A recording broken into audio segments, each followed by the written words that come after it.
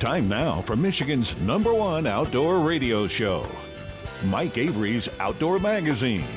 Mike Avery has covered the outdoors in Michigan for more than 4 decades, and that tradition continues today. Outdoor Magazine is brought to you by Jay's Sporting Goods, the Yater Insurance Group, Angler Quest Pontoons, The Forward Corporation, Security Credit Union, Offshore Tackle, Hammond Drives and Equipment, Garber Chevrolet, the West Branch Visitors Bureau, Rapid River Knife Works, and by Michigan Brand Meats. Now, here's Mike Avery.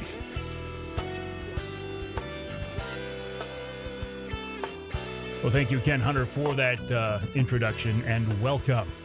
Welcome to another edition of the Outdoor Magazine show right here on the Outdoor Magazine Radio Network on radio stations across this great state of Michigan, and so glad to have you along with us as we kind of wrap up the month of January and jump into the month of February.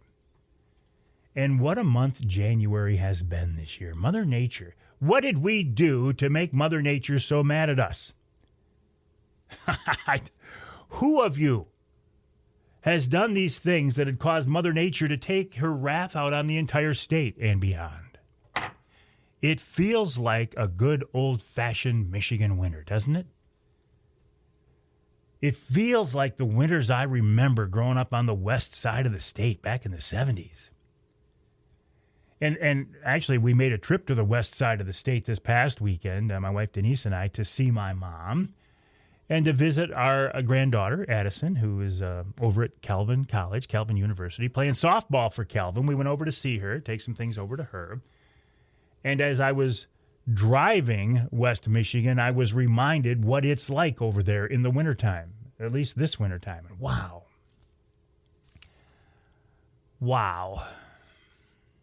It was so bad coming back, and I'm one of these guys who will always drive the freeway, always take the freeway. This trip, I said, I got to get off this freeway. This is an accident. This is a multi-car pileup waiting to happen. So I jumped off on 14 Mile and took M57 back across the state. So yeah, it was an interesting note. This entire trip, I keep, hey, listen, I'm like you, right? As I'm driving, I'm paying attention to the road in front of me, as we should be, but my eyes are always scanning off to the side, right? I'm looking. Do I see turkeys? Do I see deer? Do I see turkeys? Do I see deer? And I didn't see anything, any sign of wildlife at all. Even the critters were like, I'm not going out in these conditions. Until just before dark, the wind had dropped a little bit. It was still cold, but finally started to see some deer just before dark. They don't want to be out. The critters don't want to be out either. It's been brutal, hasn't it? Absolutely brutal. Now, if you have been out there enjoying the temperatures, enjoying the winter, you're tough. And congratulations, and I hope you're having fun. I mean, it has been wonderful for making ice. Mother Nature, the old saying, boy, she's been making some ice now, hasn't she, eh? Well, she has been making some ice now, hasn't she, eh? Even on Saginaw Bay, as we're recording this, there are people out on Saginaw Bay. They're working their way out there. They're poking their way out there. But these are people who know the bay. These are people who are going out there in groups. These are people who are staying in contact with other people. These are people who know what they're doing. Because Airborne Angler, I saw some of his pictures just maybe yesterday, and there were still pockets of open water on Saginaw Bay. How is that possible? I don't know, but be careful. Be with people who know what they are doing. And by the time you hear the broadcast version of the show this weekend, things could have changed completely. She could be locked up solid all the way across in open water. Just be careful. Be careful. It has been cold, and that's an understatement. It has been brutal, the wind chills. And where did we go from having wind chill to feels like? How can we have a reading that forever, 40, 50 years, was called wind chill? In our frame of reference, our mind gets used to, okay, it's 0 out, but the wind chill is 12 below. We knew what wind chill was. Why did we have to have weather experts come along and change everything and say the real field temperature? What?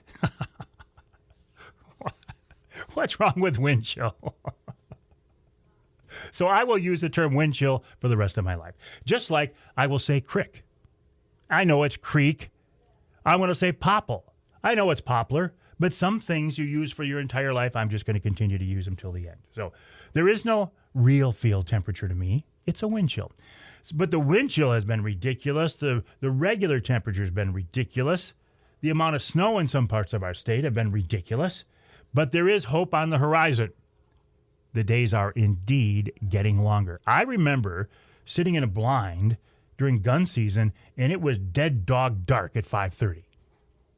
You couldn't, John, if you get a chance, will you close that? I'm picking it up. You couldn't see to shoot. I think shooting hours were officially over anyway. But it was dark at 5:30. Driving home the other night from the west side of the state, 5:30, it was still daylight. You could still see. I mean, I think it was light until 6 o'clock. So we are moving the right direction. I do admit that I have a bad case of spring fever. I do admit I find my mind going out to Saginaw Bay on the angler quest, trolling multiple boards, trolling over that and around that new reef that's out there by the man-made island. I'm really excited to get out there and check that out. But it's too early to have spring fever. If I have spring fever now, I'm going to set myself up for disappointment. So one part of my brain has spring fever. The other part's Avery. You got too much experience to let yourself get drawn into this whole spring fever mode. Chill out. Relax. It's wintertime. It's Michigan. Sit back.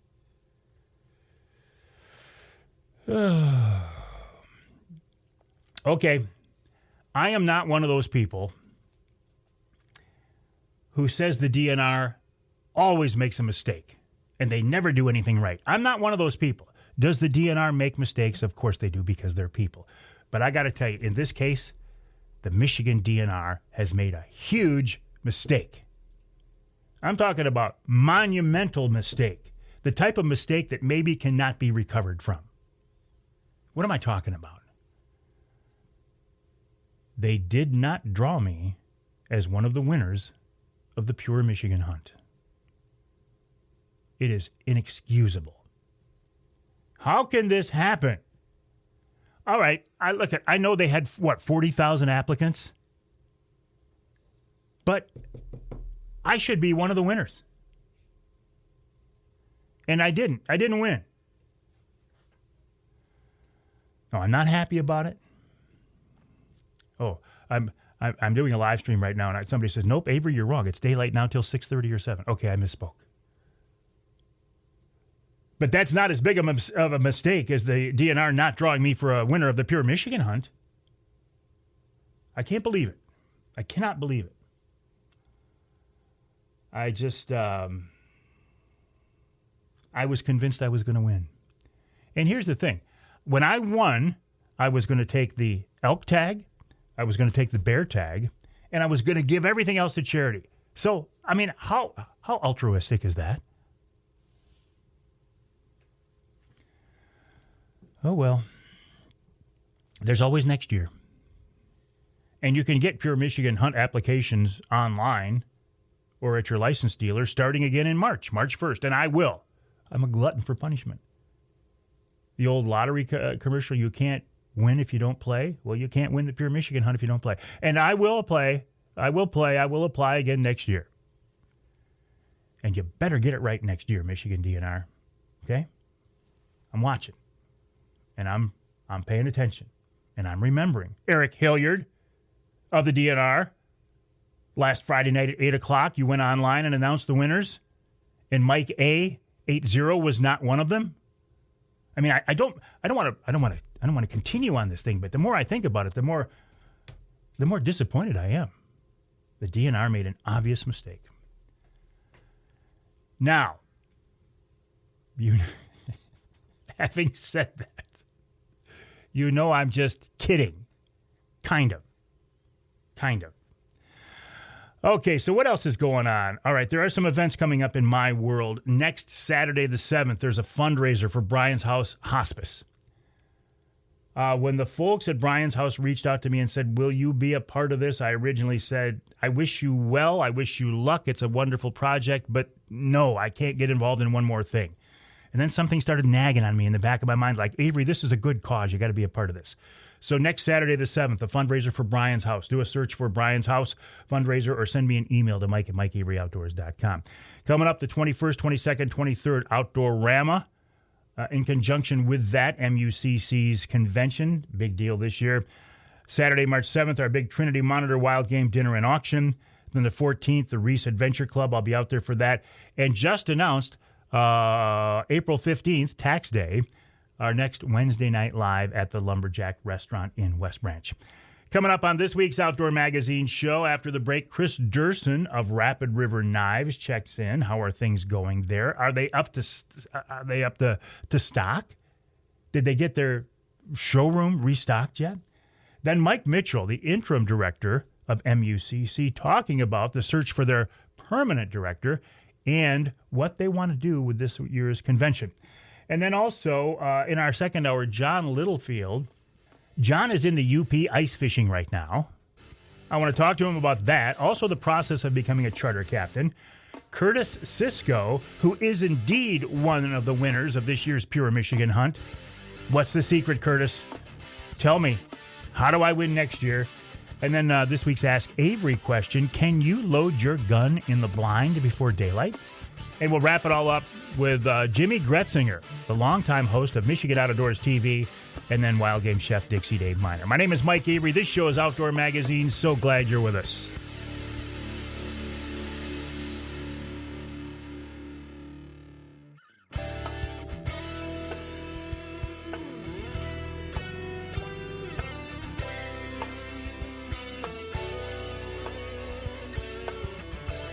You can hear the Outdoor Magazine show in Alpena on WZTK 105.7 FM. You can hear us in, let's go to St. Joe, WSJM 94.9 FM.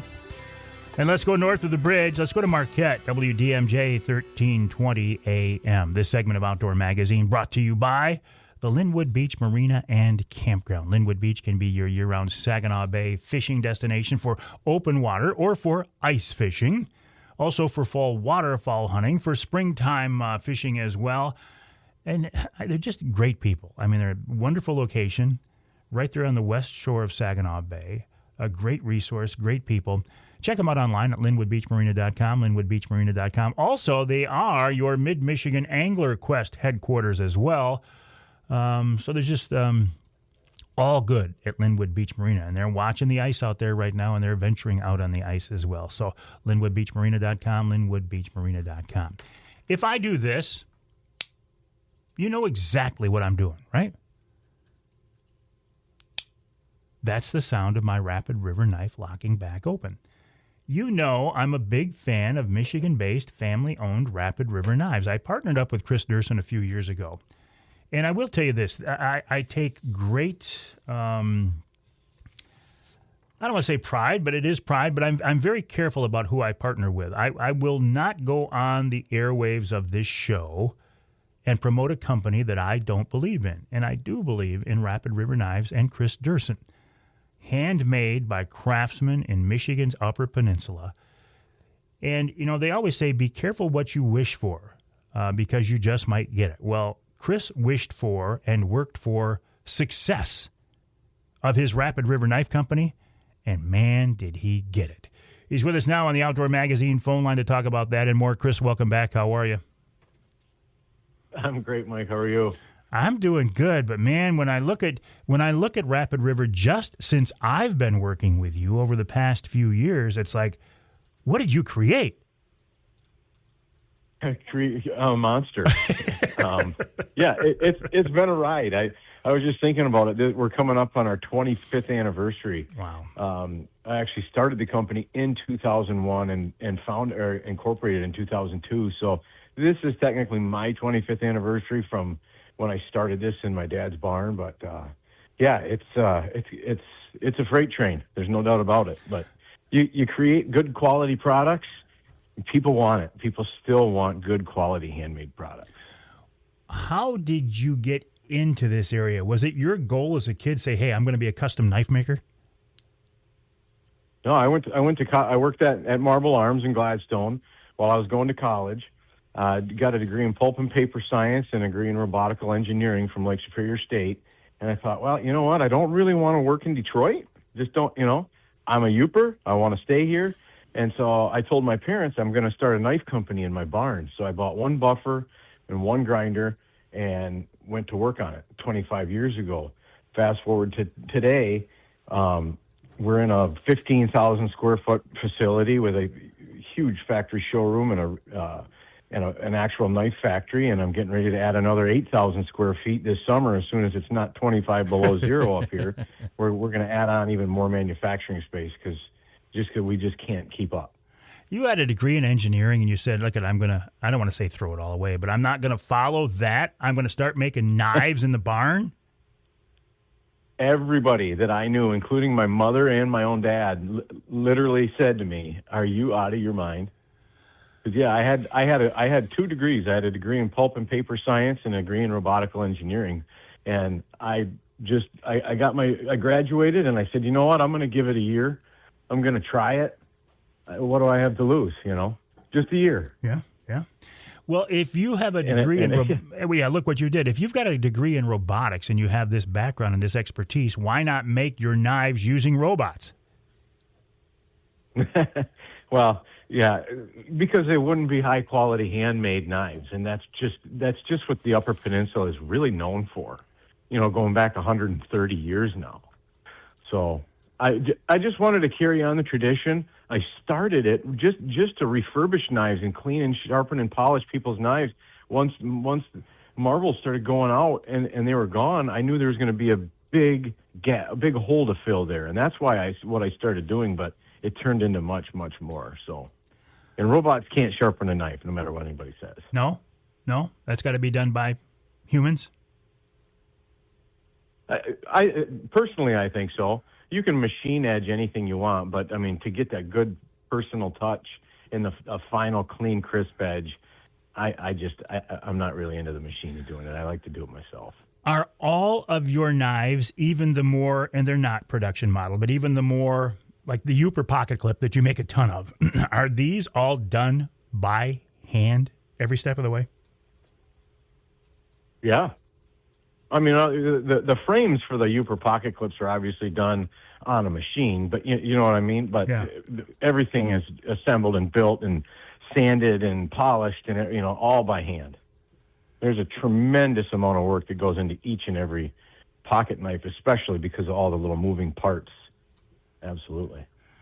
And then once you get these, you get them done, where are they going, Kris? They're not all sold here in Michigan anymore, right? You're doing business across the country and beyond. No, last week I think we hit 37 different states that we ship products to, and it just continues to grow. I'm kind of going after the North American market, I guess you could say. I started that 2-3 years ago when I really started developing our website and going farther and pushing the limits to see how far I could go. And I haven't found the ceiling yet. So it's a lot of growing pains, but it's a fun thing. It's a fun story. It keeps me young and on my toes for sure. I know you try to get a hold of me, and jeez, I feel bad because it's hard.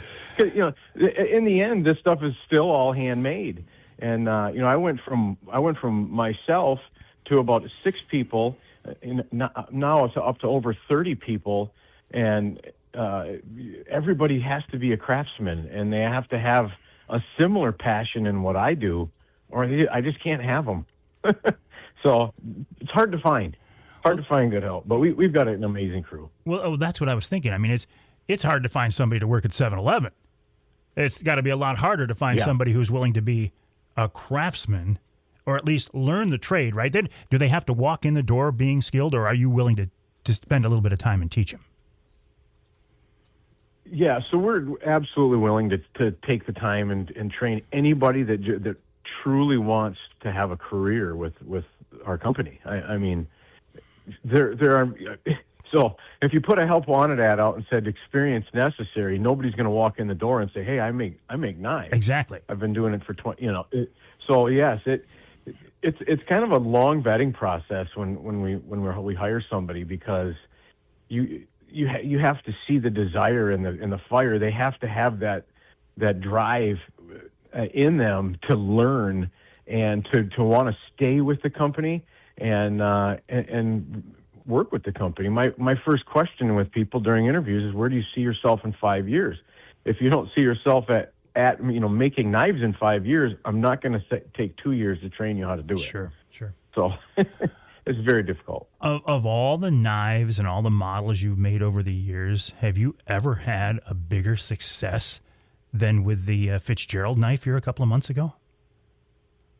Well, I've never seen anything like it.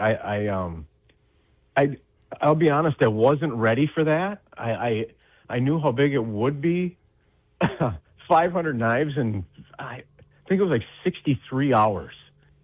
They were gone, and people are still contacting me daily, wanting those Fitzgerald knives, and we limited it to 500, and well, I'll tell you, I've never seen anything like it. You see the commercials about the guy that starts the website, and he's all excited because he gets one order, and then all of a sudden he's got 500 orders in 25 minutes, and you panic a little bit. I had one of those moments, but they're all done and they're all delivered, and everybody's happy and they love them. The feedback's been amazing on them, and we're actually working with the same gentleman, Tom Farnquist. We're going to be doing more Shipwreck Series knives here in the future. There's one of them that's coming up this summer. Nice. I'm looking at the website, rapidriverknifeworks.com, rapidriverknifeworks.com. Is that the place to go now, Kris? I mean, I know before Christmas, you were sold out. If you went to the showroom on US 2 just east of Rapid River, you wouldn't find any knives. What's it looking like now?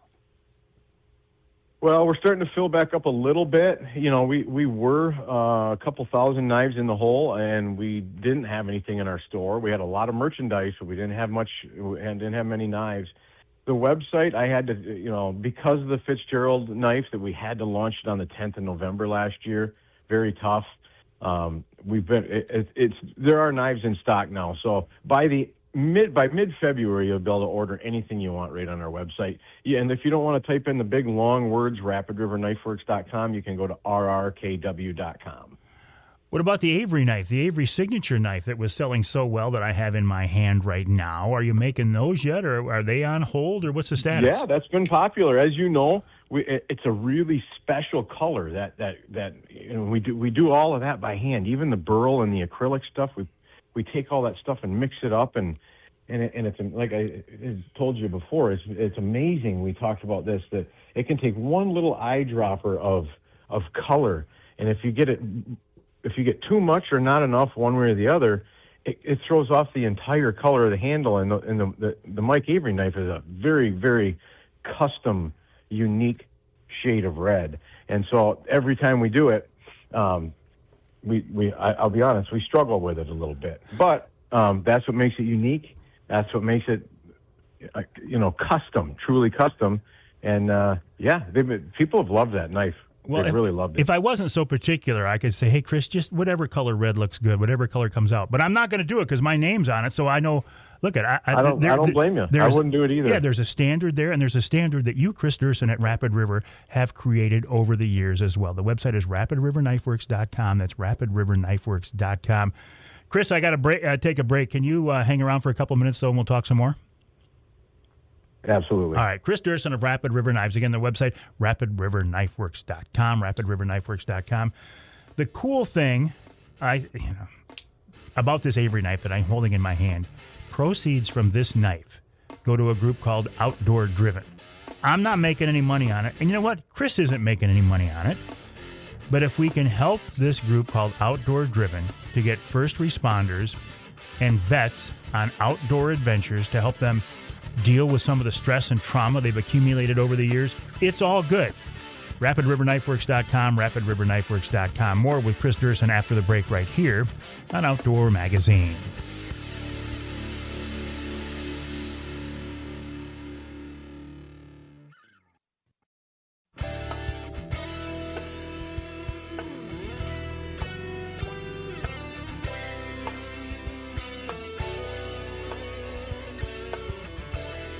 You can hear the Outdoor Magazine show in Carroll on two stations, WKYO 1360 AM and WIDL 92.1 FM. You can hear us in Port Huron, WPHM 1380 AM, and north of the bridge in, let's go to Escanaba, WCHT 600 AM 93.5 FM. This segment of Outdoor Magazine brought to you by VersaSkins, Michigan-based, family-owned VersaSkins. Why buy a bunch of different sets of expensive hunting clothes when you can buy one good quality set, snap-on, zip-on, an outer shell of a different camo pattern in less than a minute, certainly less than 2 minutes if you need big sizes, 4, 5, 6X.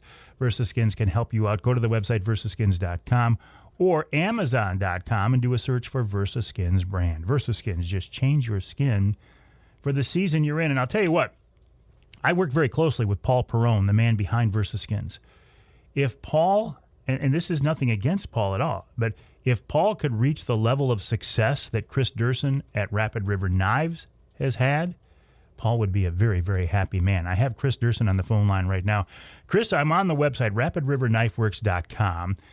And in the lower left corner of the website, I keep getting this pop-up that says, here's the next one. Someone in Denver, Colorado has added a knife sharpener to their cart. Someone in Freeland, Michigan has added the elk antler. Or here it is. Someone in Clinton Township added the a mug to their cart. Is this legit? Is this real, or is this kind of a marketing thing you guys have put in? Isn't that cool, Mike? It is cool, but is it real?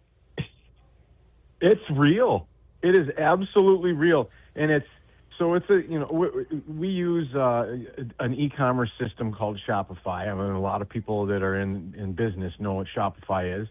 A lot of people don't. So Shopify is basically a shopping cart for your online store, and it's app driven. So there are all kinds of apps that you can buy that make your website fun and do different things. And this is one of them.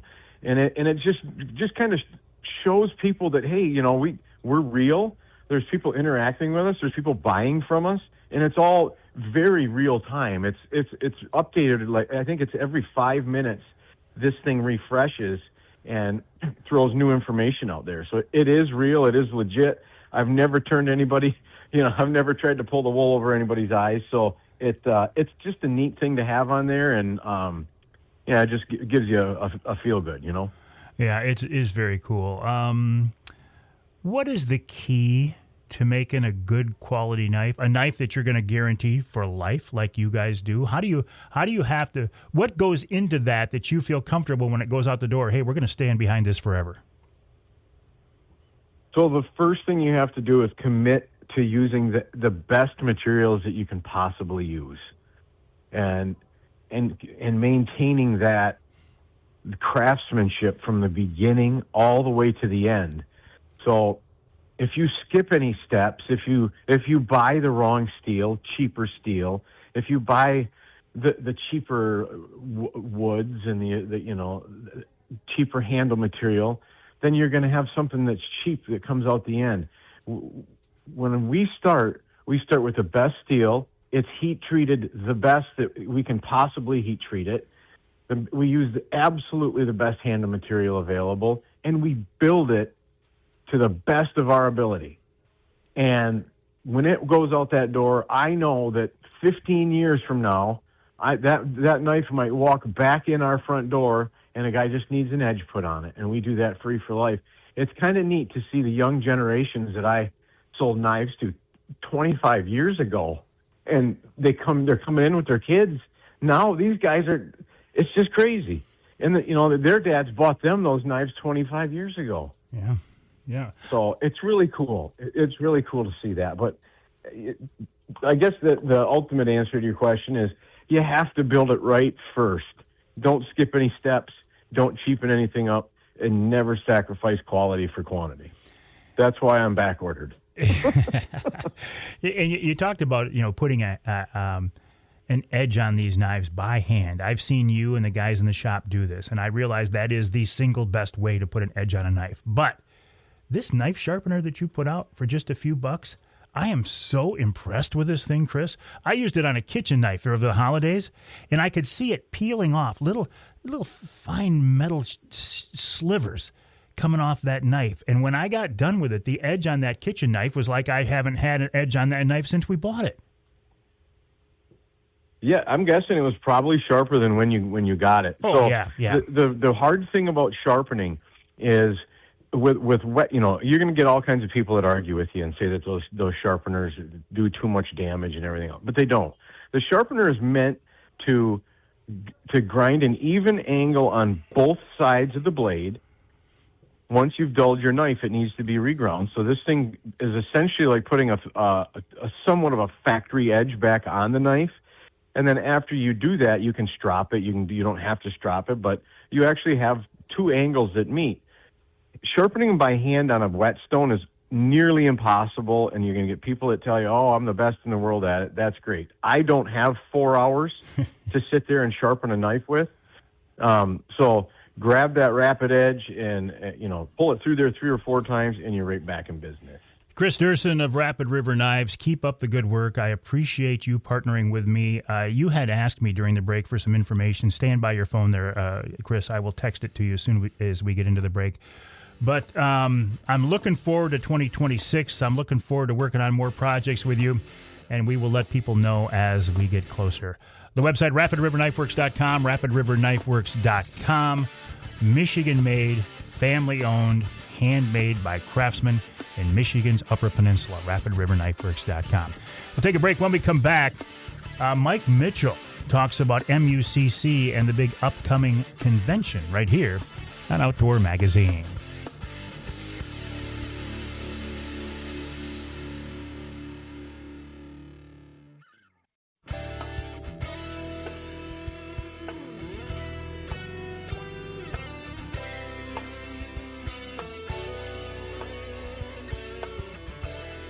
You can hear the Outdoor Magazine show in Sheboygan on Big Country Gold, WCBY, 1240 AM, 100.7 FM.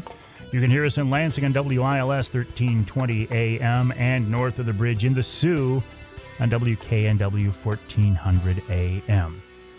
MUCC, Michigan United Conservation Clubs, a group that has... I've been a member of for several years now. I have supported very closely for the past several years. In fact, we do a golf outing in the summer.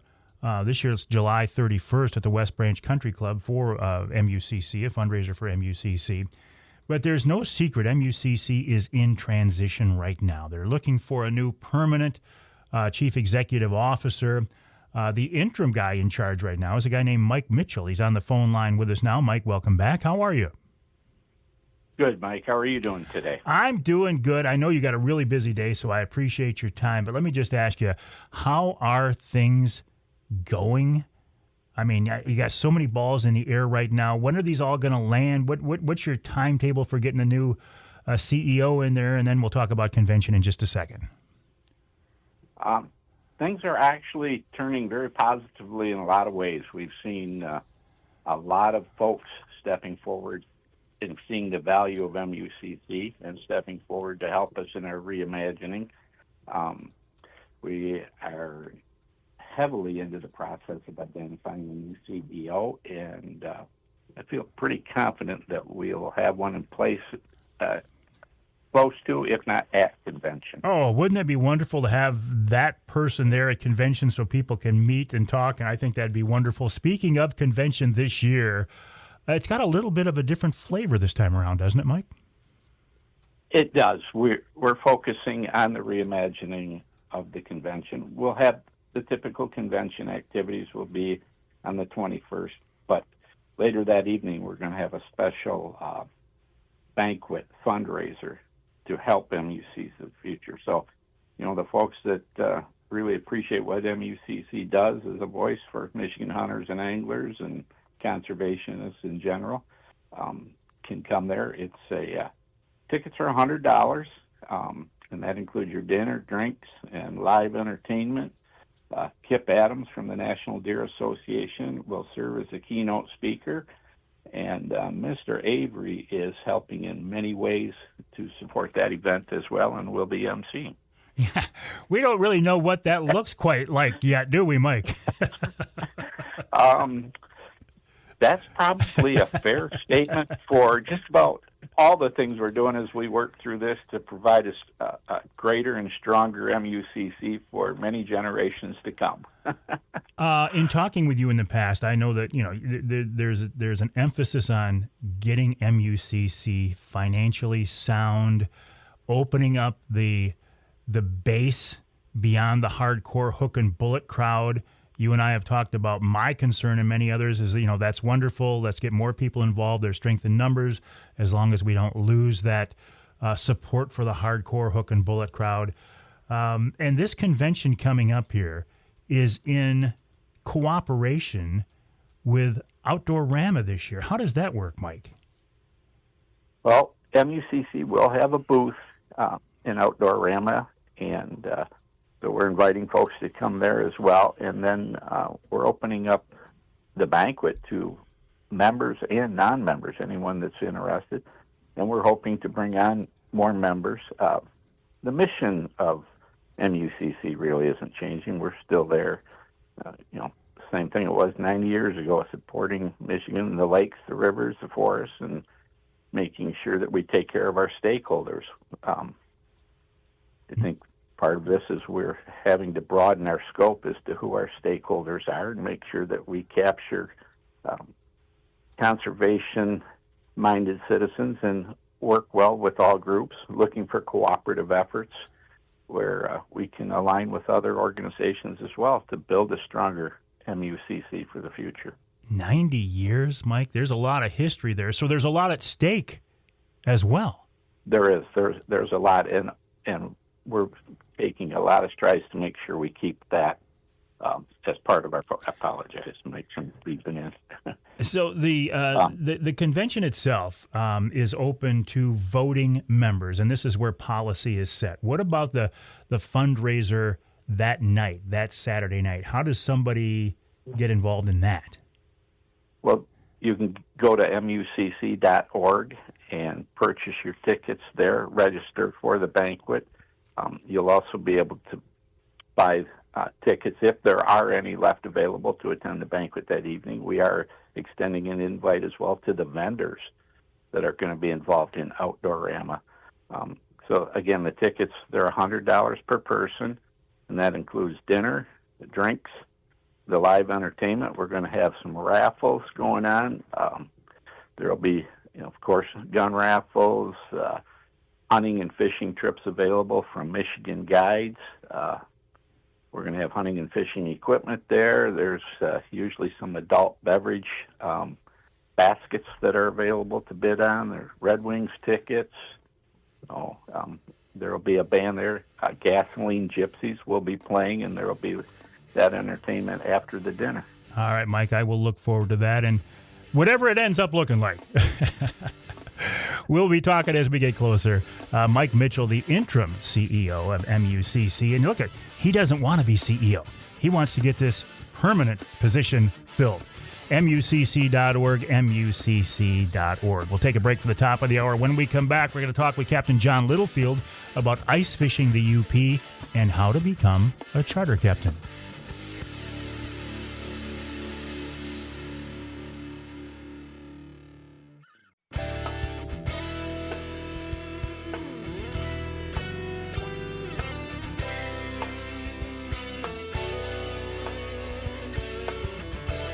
Time now for Michigan's #1 outdoor radio show, Mike Avery's Outdoor Magazine.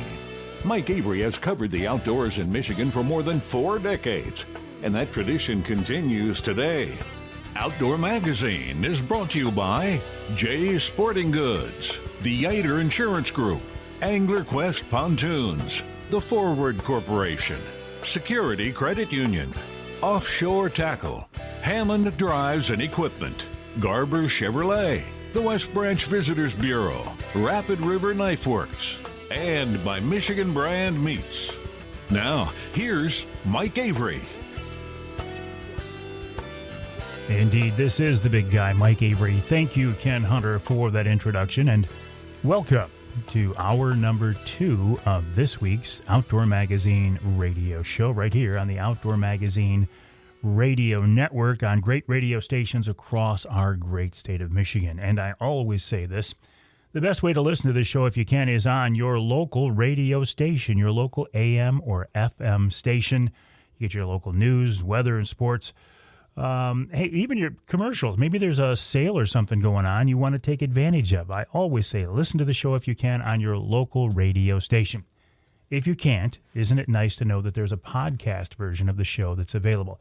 So much confusion these days about podcasting and broadcasting. I mean, there are two different things. They're similar. I mean, if you hear a show on your local radio station, it's the broadcast version of the show. It's the radio show. But I do make a podcast version of the show that's available if you can't hear the show on your local radio station. It's the same content. Same show. It's just made available as a podcast. Podcasting is huge these days. Where do you hear the podcast version of the Outdoor Magazine radio show? Well, it's on my website, MikeAveryOutdoors.com.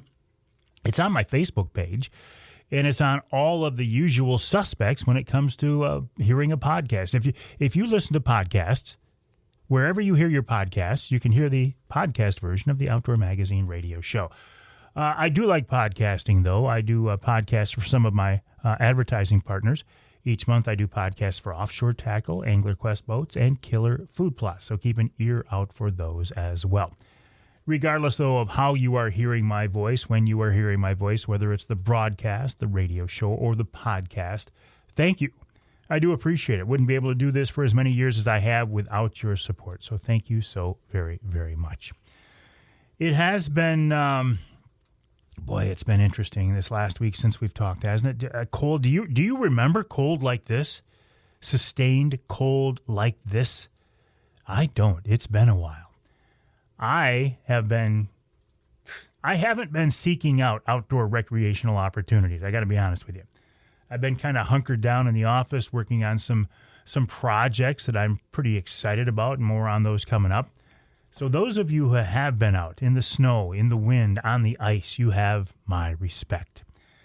John Littlefield is a guy who has my respect for sure. I've known John for several years now. And he is the guy who actually taught my charter captain's class. He is the guy, John Littlefield, who got me my charter captain's license. And it was not an easy task, believe me. As an old guy walking into that class, John walked me through it. And he got me my license, and I appreciate that so very much. John is not only a charter captain and a fishing guide and the owner of a company that teaches others how to become charter captains, he's also a hardcore hunter and a hardcore angler. As an example of that, I think he's on the ice right now. We're getting ready to head out on the ice of a UP lake, and we're talking with him on his cell phone. Captain Littlefield, welcome back. How you doing, buddy? I'm good, Mike. Thanks for having me on again. You can't possibly be on the ice. You must be on shore. The signal sounds so good. I did. I kind of postponed things just a little bit because, well, not that I needed an excuse because it's pretty frigid out there, too. But you are in the UP, and you're going to do several days of ice fishing, right? Yeah, we're based in Marquette this week, but we're going to go fish probably Keweenaw Bay for the next couple of days, maybe Munising, a little Bay to Knock, try and do a little bit of everything. Are you in Marquette to teach your classes, or is this strictly a fishing trip? No, this is a fishing trip. Got to have fun once in a while. Well, I couldn't agree with you more. And, John, you do seek out every opportunity you can to have fun. But, listen, you could be down in the Keys right now. Why are you up in the UP ice fishing?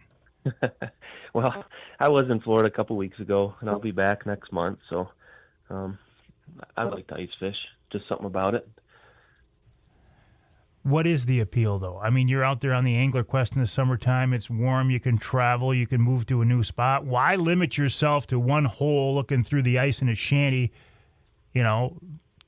trying to catch fish that way? That's a good question. I sometimes wonder myself. I think it's more of a sport of opportunity. If I could fish out of a boat, I would. But since I can't, we're going to ice fish. Yeah. So, all right, go through the bodies of water you're going to hit on this trip again. Where are you going to start out? Yeah, we're going to start out at Keweenaw Bay today. With all cold weather, it's starting to have some people fishing it, so we're going to give it a shot. And that's kind of a diverse fishery, so it's going to be cohos and splake and tonight we'll try for some smelt and burbot and maybe some lake trout too. Oh, so this is getting real interesting. My frame of reference is here on Saginaw Bay. I think of, Saginaw Bay walleye, but you're getting some silverfish in there too. Yeah, Keweenaw Bay, it's Lake Superior, so you get all the silverfish, and it's deep too. There's, several hundred feet of water in the right spot, but I don't think we're going to see ice, out in those areas, but definitely close enough to get after some cohos and splake and stuff like that. How much ice do you expect to see when you get out there, John? What's the thickness of the ice right now? Just from a source I have, I think he was talking maybe 5-6 inches at some near shore areas. We're not to a point where we can venture out too far yet. And then, so even though the water out there is extremely deep, what depth do you expect you're going to be fishing at there in the Keweenaw? I would like to find 40 to 60 is a pretty good depth for a lot of the stuff, the near shore stuff. Then after dark, we're going to go for some smelt and burbot, which is usually 40, 50 feet as well. With the clarity of the water there, especially during the wintertime, you should be able to see bottom in that depth, shouldn't you? Pretty close, but like the cohos and there's a lot of Siscos too, but you're actually able to see them because sometimes they're in the top 10 feet right under the ice. So when you're jigging cohos, a lot of times we're set up, a couple feet under the ice, and you can definitely see them come in. Do they come in big schools like we're used to seeing in southern Lake Michigan in the springtime when you're trolling? Sometimes they do. Sometimes there'll be half a dozen or more, but they're not, the great big ones like we see in the fall in Lake Michigan. They're, 14, 15 inches. God, that's got to be some great eating, though, especially coming out of cold water. Yep, great eating, and they're usually pretty willing to bite, so it's a good time. So a jigging spoon, a flutter spoon of some kind? That's what I like to use, just usually the smallest size Swedish pimple. Tip it with a waxworm or something. That's usually my go-to for those. What about your electronics? Are you sight fishing those fish? You just looking through the hole, wait until they come in? Or are you using, like everybody else out there, forward-facing sonar these days? I've got the forward-facing sonar that will be down the hole, but the way the cohos move so high in the water column, it's really hard to pick up on them until they're right on top of you. And then the next body of water you're jumping to, where was that again? Well, hopefully Munising. Munising Bay tends to get ice a lot quicker and a lot safer, so we're going to go give that a go, which is also a variety fishery, but that's actually a good perch fishery and whitefish and splake, and once in a while a coho as well. So you're gonna be on big water this entire trip? You're going inland at all? Not this trip. Inland fishing up here, it gets tough with the snow situation. I don't know how it is because I haven't been out, but a lot of times you get deep snow and hard going. You're a pretty hardcore outdoorsman, aren't you? I guess you could say that. I do a variety of things. I do a lot of stuff outdoors. Well, I see you in the springtime chasing turkeys. I see you in the fall chasing deer, and then you're fishing or teaching classes all throughout. So you're one of those guys who so far has been able to make a living on your outdoor passion, which I respect. I think that's very cool. Mm-hmm. So far, so good. Yep. Well, the captain's license thing is kind of our busy time of year right now, so been doing a lot of that. Well, and that's the main reason I wanted to bring you on to talk about, your captain's license program. When you taught my class, you were working for somebody else, but you've since gone out and started your own company, Premier Maritime Training, pmtcaptains.com. How's that going, John? It's going good. It's going real good. We've grown a little bit since we started, but we've got a pretty good variety of stuff around the state of Michigan. So pretty much anywhere you're at, there's probably something within reach of you.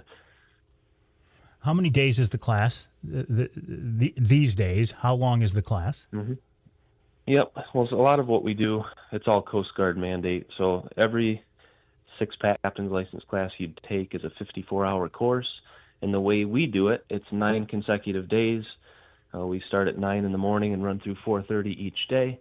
And then we also give the exam, which sets us apart from a lot of schools to where you take the class with us. You don't have to go somewhere else to take the test. We can give it to you right there in the classroom. So it sounds pretty similar to when I took the class from you several years ago.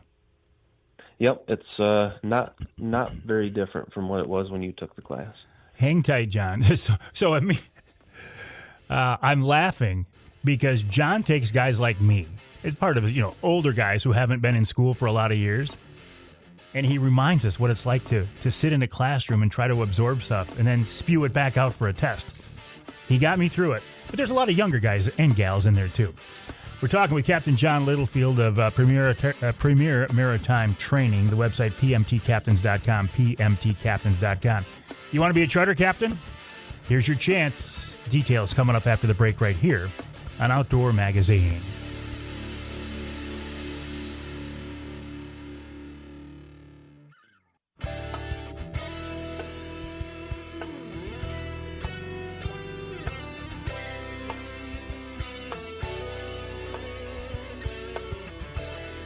You can hear the Outdoor Magazine show in Houghton Lake on the Twister, 92.1 WTWS. You can hear us in, let's go to Traverse City, WTCM, 580 AM. And north of the bridge to Manistee, WTIQ, 1490 AM, 95.3 FM. This segment of Outdoor Magazine brought to you by Killer Food Plots. I know you're not hunting over your food plots right now. You're not putting in food plots right now. So we're kind of in this interim period. You've just spent a season around your food plots. You know how they performed. You know how the deer reacted. And then the springtime food plot planting season is coming up around the corner. So this is a great time of year to kind of take stock. What did you do right? What do you want to do differently? I recommend Killer Food Plots, Michigan-based, family-owned Killer Food Plots. Rich Krizan of Killer Food Plots is doing a wonderful job. I will always recommend Michigan-based, family-owned companies if I know them, know their products, and know their services. And I know Rich, I know Ellie. They're great people. They are very conscientious, and they want to do a great job. The website is killerfoodplots.com, killerfoodplots.com. We're going to be working very closely with Rich this year. He's going to come out to our lease property and help us assess what we're doing, reassess what we're doing, try to get a little bit better result, try to hold more deer on the property this season. I'm very excited about that. The website, killerfoodplots.com, killerfoodplots.com.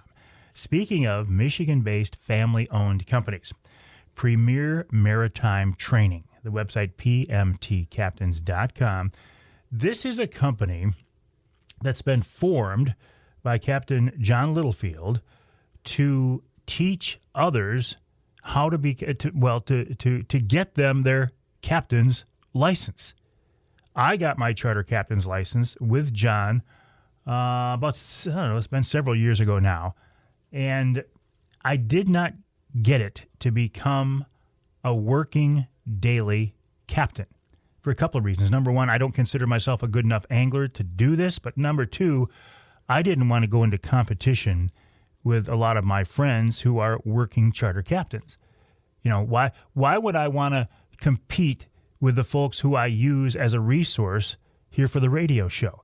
I did it so I can legally take people out on the water for fundraising events. And I'll be honest, I was doing it before until somebody said, look, you can't do this, Avery. It's not legit unless you're a licensed captain. So I went out and got my license so I could do that. John Littlefield is with us now on the phone line. John, who are the people who take this class? Are they people like me? Are they licensed captains? Are they towboat people? What's the gamut? Yeah, I think the common misconception is that it's all fishermen, which, there's a large component, just like you, that we're, doing it for fishing or charter fishing or whatever. But there's also, like you said, towboats. So anytime you see Towboat US out there on the water, every one of those guys has a captain's license. But depending on, what part of the world you're in, we do a lot of stuff in Florida where like sandbar tours and, eco tours and, diving, you name it. Those are all licensed captains as well. So there's a million reasons why you need a license. Anytime you're taking money, basically, for driving a boat, you need a license. But there's also a large amount of our students who are just doing it more as a bucket list item. They've been on the water their entire life, and they just kind of want to take their knowledge to the next level. We see a lot of people like that, too.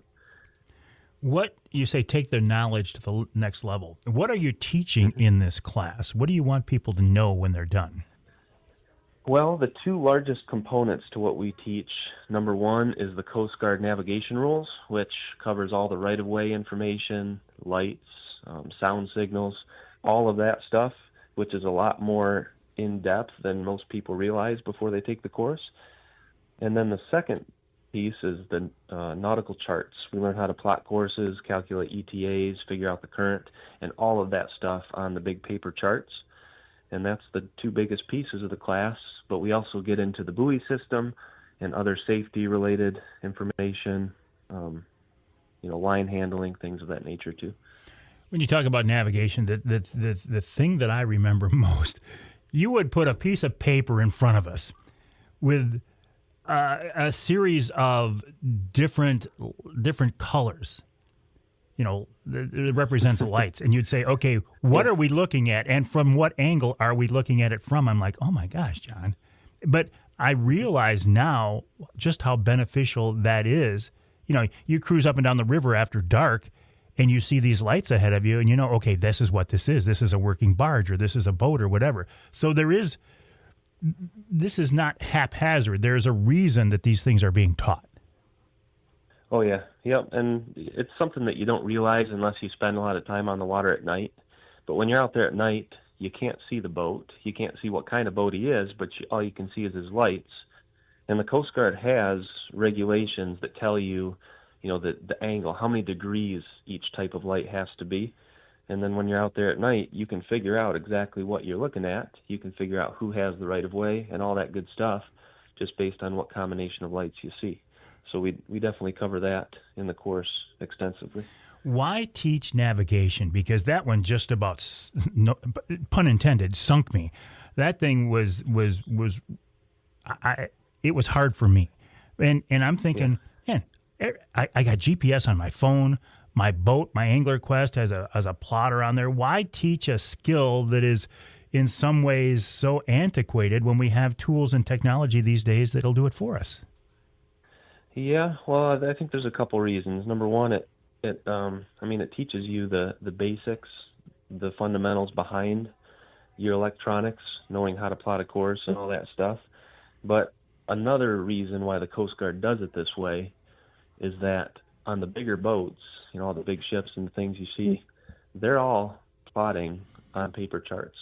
So the six-pack course that we teach, they consider it an entry-level license. So it's kind of the building block from which all the other licenses, start. So they teach you all the important stuff like the navigation rules, the chart plotting, and all of these things in the six-pack course because a lot of people are then going to take this and work their way up the spectrum. So that is one change right there. When I took my course from you, I got a 25-ton master. Now it's a six-pack. What's the difference there, John? Well, the difference is that when you took the course, we were teaching, it's called the 100-ton master course, which it was an 80-hour classroom course. There was 5 tests you had to pass. But since I've started my own company, we broke it down. Instead of doing it as a master all at one time, we do a six-pack, which instead of 80 hours is only 54 hours. And then there's only 4 tests. And then we do a second upgrade course. So if you want to take that six-pack and upgrade it to the master, that's only a 3-day class with 1 test. So what we effectively did is just broke it down into 2 more manageable segments as opposed to cramming it all at one time like you did. And if you renew this, you've only got to go through this once, right? I mean, if I choose to renew this license, I can keep this till the end without retaking your class all over again. Yeah, yes. That's as long as you keep your license renewed. And they actually extended the grace period for renewal. Used to be they gave you 1 year to renew your license after it expired, but I think they gave it 6 now. Oh, wow. So you got 6 years once your license expires to renew.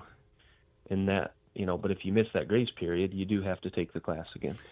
So it's classroom. It's a test. You also have to certify your hours on the water for the Coast Guard, right? Yep, there's a lot more to getting a license than just taking the class and passing the test. Like you said, you have to have experience on the water, which the Coast Guard requires you to be able to show 360 days on the water. And I mean, a lot of people in Michigan, they spend a lot of time on the Great Lakes fishing and whatnot. That's not hard to do because you can start counting time from the day you turn 16 years old. Yeah. So 360 days, you need that before you take the class, but you also have to pass a medical physical and a drug test and a background check. First aid? And then take the class. First aid? Yeah, first aid, CPR, that's another one, yep. Yeah. Yep, there's quite a bit of paperwork involved, but we help you with that too. I do remember feeling like, man, they're asking me to jump through a lot of hoops. But if you're going to be taking people on the water for hire, there should be a lot of hoops. There should be a level of proficiency that you pass to do this. Yep. Yeah, you want your charter captain to know what he's doing. You want to make sure he's got the proper training and know all the things that he should know, which separates him from, basically all the other recreational guys out there. So it's a safety thing more than anything. And you mentioned this at the beginning of our conversation, the fact that we can stay with you in your class and then take the Coast Guard exam, that's a big deal. Yep, it does, because, in Michigan, the closest Coast Guard exam center is in Toledo, Ohio. And, it's an extra expense of traveling down there and setting up your tests and all that stuff. But we do it on the last day of class. We give you all the tests, and away you go. So where are your classes? When are your classes, John? Well, we've got the state of Michigan pretty well covered, but the upcoming classes, we've got one coming up at the end of this month in Grand Rapids. We do Grand Rapids several times a year. We've got one coming up in February in Traverse City. We've got another February class in Chesterfield, which is down near Harrison Township on Lake St. Clair. But we also have one coming up in Ludington and Bay City, and we just finished one up in Cedarville, up in the UP, so we're kind of all over the place. And you did something really smart. You opened this all up to Florida, too, so you can get out of this weather in the wintertime if you want to. Yep, we do stuff in Southwest Florida, Port Charlotte, Tampa area. It's the same exact course. People ask this all the time, especially Michigan guys. They want to know if they can take their license to Florida, and the answer is yes, because it's a Coast Guard license, so it's good anywhere in the country. So the course we teach in Florida is exactly the same course and the same license that we teach in Michigan. So it's a 6-pack. You can upgrade to 100-ton, and then is the towing, is that another upgrade as well? Yep. So that's basically the three things we do: 6-pack, 100-ton towing. 6-pack, you let you carry boat or carry passengers. That's the one that most people are looking for, right? It is. That's why we, the bulk of what we do is 6-pack. That's mostly what people are after. Well, but then, if you want more than 6 passengers, that's what the Master's for. John, I appreciate you helping me get my license. I love the fact that you're out there doing this service. Good luck on your UP ice fishing adventures. Good luck with the classes. We'll stay in touch. John Littlefield of Premier Maritime Training, the website pmtcaptains.com, pmtcaptains.com. If John can get me a captain's license, he can take care of you as well. We'll take a break. When we come back, one of the Pure Michigan Hunt winners here on Outdoor Magazine.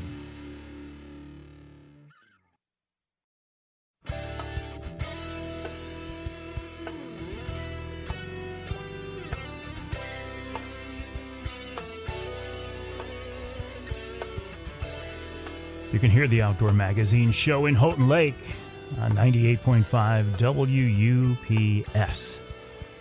You can hear us in Muskegon on WKBZ 1090 AM, and then north of the bridge in Newberry, WNBY 1450 AM. Well, the Michigan DNR made a very big mistake last week, a very big oversight, and I'm having a hard time accepting it.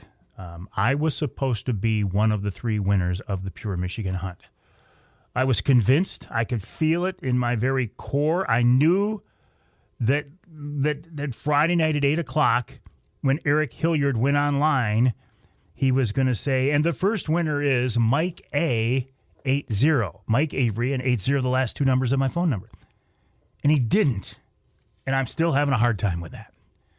that doesn't mean that I don't feel very good for the folks who did win, including Curtis Sisco. When Eric said Curtis and whatever the last two numbers were, I knew I wasn't going to win, but Curtis did. And he's with us now on the Outdoor Magazine phone line. First of all, Curtis, congrats. How does that feel? Thank you so much, Mike. It's wonderful. It's the chance of a lifetime. Did I went into this thing saying I'm going to win? Curtis, how did you go into it? There wasn't a chance in where that I was going to win, and I always look at it as just a donation to the DNR. And by the way, I do want to apologize for being 1/3 of the reason that you didn't get drawn this year. I feel bad about that. Well, not too bad that you'd gift the thing to me, though, right? No, I'm going to get over it. Okay. Hey, listen, I don't blame you, and I'm just kidding. I'm so happy for you and the other winners. Tell me a little bit about you, Curtis. Are you a hardcore hunter, a hardcore angler? Did you enter on a whim or what?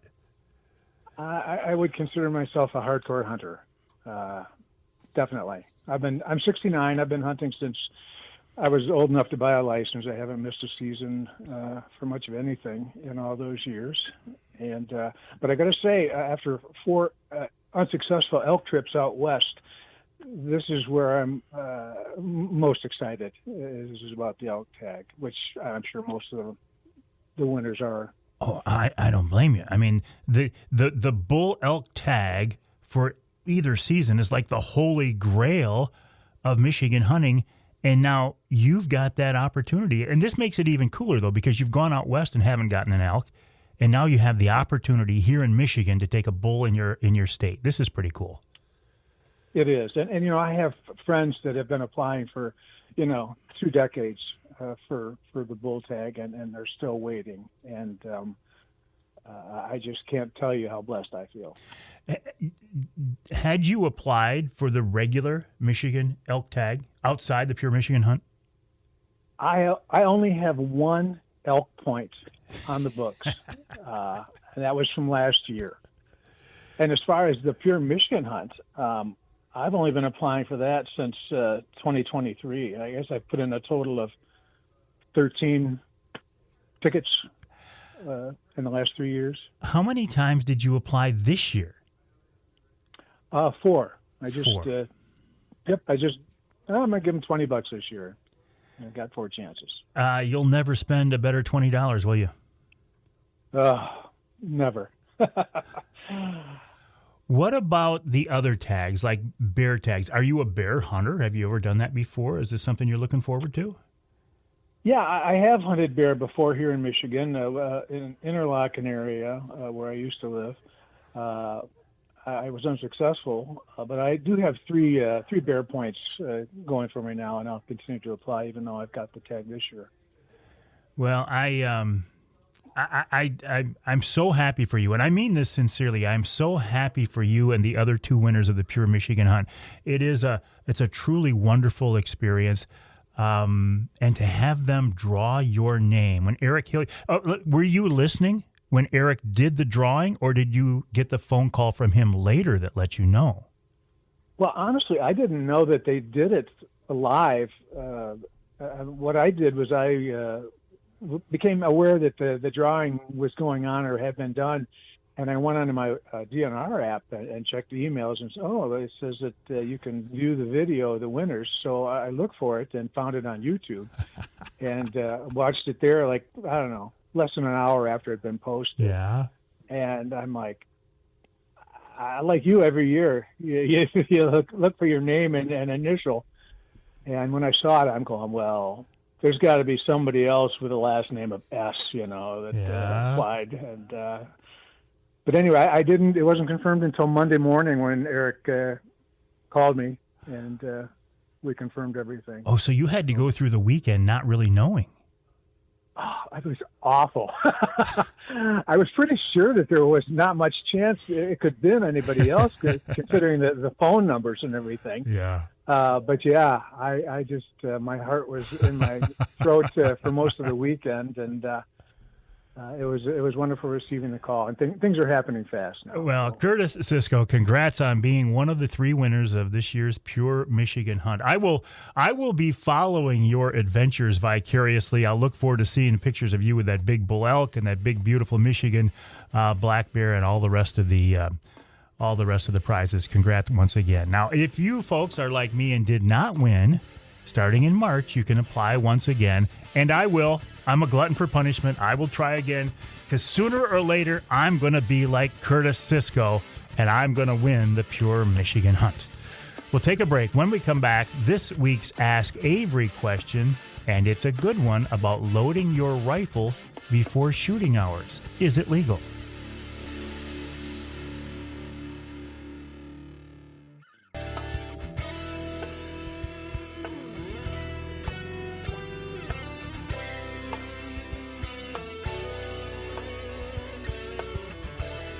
You can hear the Outdoor Magazine show in Holland on WHTC. That's 1450 AM, 99.7 FM.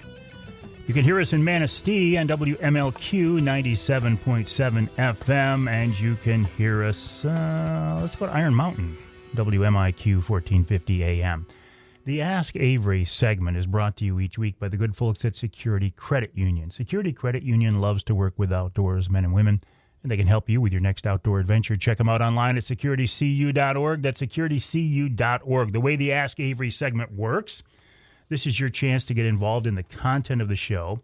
Send me an email to Mike at MikeAveryOutdoors.com. That's Mike at MikeAveryOutdoors.com with your question, maybe something you want me to answer directly, or maybe I can get access to somebody that you can't, a DNR or MUCC or something like that. Mike at MikeAveryOutdoors.com. That's exactly what Morley Burns did. He sent me an email to Mike at MikeAveryOutdoors.com. He says, Mike, the other day I was watching Game Wardens of the North. It's a TV show about Michigan conservation officers. In that show, they referenced an episode where a CO, conservation officer, investigates deer hunters. Now, they were hunting over bait. They arrive at a box blind early in the morning before legal hunting hours. The CO asks, and the hunter acknowledges their weapons are loaded. The CO states it is illegal to have a loaded firearm prior to legal shooting hours. Morley says, in 50 years of deer hunting, I've never heard of this rule. One of the reasons I get to the blind early is to rack a shell in quietly before I start hunting. I really don't want to be making noise right at the legal hunting hours. Morley says, Mike, do you know if this is accurate, or could you check with the DNR to confirm this? I don't know the legalities on this, and I have been in similar situations. So I've reached out to the folks at the DNR, specifically Dan Liestenfeltz. Dan is a conservation officer with the Michigan DNR, and he's with us now on the Outdoor Magazine phone line. Dan, welcome to the show. How are you? I'm good, Mike. How are you? Wonderful. Dan, where are you? What county? I'm Montmorency County up in District 3. Oh, a beautiful part of our state. Tell me a little bit about you, Dan. How long have you been a CO? I got hired on with the department in 2018. I've been in Montmorency County from the start. I absolutely love it up here, and it's a beautiful place to live, beautiful place to work also. Oh, absolutely. Congrats to you on that. So you have seen this question that Morley provided. I'm not hitting you cold with this. What is the answer? So the COs are correct. It is illegal per Michigan law to have a firearm loaded before legal hunting hours. And that doesn't just apply to firearms. It also applies for archery equipment as well. If you have arrows, they have to be in the quiver, or crossbow bolts cannot be knocked before hunting hours. Okay, so... And this would also apply to walking out in the evening as well, right? We would have to unload the gun before walking out? That is correct, yep. Anytime you are outside of legal hunting hours, those apply. So I don't know if you would know the answer to this. Is this more of a safety issue, or is this a poaching issue? So obviously there's always multiple ways that laws can be looked at. The biggest one with this is safety. It's when you have people walking around with loaded firearms, rifles, crossbows, et cetera, in the dark, it's definitely a higher opportunity for accidents to happen. Can't see a hole in the ground, trip and fall, your firearm goes off, situations like that. But also there's the poaching side of it too. It definitely would help. If you're sitting there before shooting hour starts and a big buck walks in, it will definitely take away the possible desire to shoot that deer before shooting hours if your firearm's not loaded. So it's definitely more on the safety side of things, but it falls on both sides of the fence also. Let me ask a follow-up question, and I'm not trying to do one of the stump the game warden questions here, but I'm thinking about a CPL, concealed carry. You wouldn't have to unload that. No, correct. CPLs, if you're concealed carrying and you have a valid CPL, that's pretty much a broad exception for all the firearm laws, to do with hunting at least. But the CPL is only for your concealed carry. It does not carry over, no pun intended, into the rifle that you have in your hands to deer hunt with. That is correct. With your experience in the field, do you find that most Michigan hunters are trying to obey the law? They're basically good people? Or do you find there are folks who go out there who are intentionally trying to violate and do the wrong thing? Oh, I would say it's vast majority are good hunters. 99.9% of people are, abiding by the law. They try to do the right thing. Up where I work, I definitely run into my fair share of people intentionally going out to poach, intentionally going out to break the law. It's kind of that cat and mouse game that the game wardens and poachers play all the time. I deal with it quite a bit up here, but most people are law-abiding citizens and try to do things the correct way. That's because we as hunters and anglers are good people. And Dan, I appreciate the fact that you're out there protecting the resource. Thanks for joining me on this week's show. Thanks for answering this week's Ask Avery question. Dan Liestenfeltz, Conservation Officer with the Michigan DNR, michigan.gov/DNR. And thank you to Morley. Morley, I appreciate your question so very much. Morley Burns. If you have a question for me in the Ask Avery segment, send me an email to Mike, MikeAveryOutdoors.com. That's Mike at MikeAveryOutdoors.com. And one final thank you to the folks at Security Credit Union for making each week's Ask Avery segment possible. We'll take a break for the top of the hour. When we come back in our third hour, the man himself, Jimmy Gretzinger of Michigan Outdoors TV. And then we'll wrap it all up with wild game chef extraordinaire Dixie Dave Minar.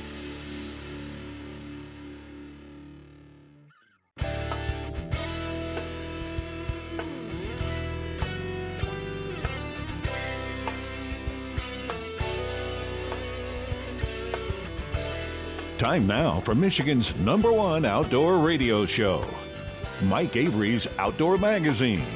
Mike Avery has covered the outdoors in Michigan for more than 4 decades, and that tradition continues today.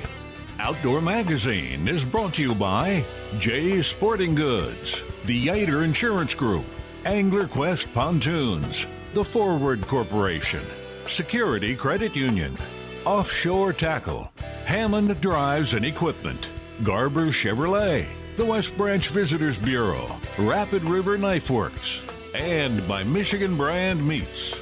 Now, here's Mike Avery. Indeed, this is the big guy, Mike Avery. Thank you, Ken Hunter, for that introduction, and welcome to hour number 3 of this week's Outdoor Magazine radio show. I've been doing the Outdoor Magazine thing for a long time. 2026 is my 45th year in broadcasting. That's a long, long time. And throughout most of that, I've been doing either an outdoor magazine television show and or an outdoor magazine radio show.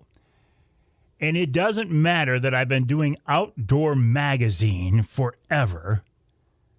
I have consistently, and even today, get people who tell me how much they enjoy my Michigan Outdoors radio show and how much they enjoyed the old Michigan Outdoors TV show. In fact, I had a program director from one of my affiliate radio stations I was talking with last week, and he says, "Man, we really enjoy your Michigan Outdoors radio show here on our air." And I've given up. I've given up trying to correct people. It's like here in Michigan, Michigan Out of Doors is ubiquitous. It is the name, it is the title that people just prescribe to every outdoor-related program. And it doesn't bother me. It shouldn't bother me. Michigan Outdoors and Michigan Out of Doors have been around forever. Go back to the days of Mort Neff. These days, Michigan Out of Doors TV is owned and spearheaded by a guy named Jimmy Gretzinger. Jimmy's been around the outdoor scene for a while now, too, and he's actually with us now on the Outdoor Magazine phone line. Jimmy, welcome back. How are you? Hey, it's good to be here. Doing very well. I would imagine it doesn't surprise you that people refer to what I do as Michigan Outdoors. It is pretty amazing. I mean, they called it you're kind of right. Like everything outdoor related in Michigan is like Michigan Outdoor News, Michigan Outdoors Radio, Michigan Outdoors TV, MUCC. It's all kind of gets lumped into one category. And there's obviously the Fred Trost years. Everybody's like, always looks fondly back at those years. And then there's the Martin F.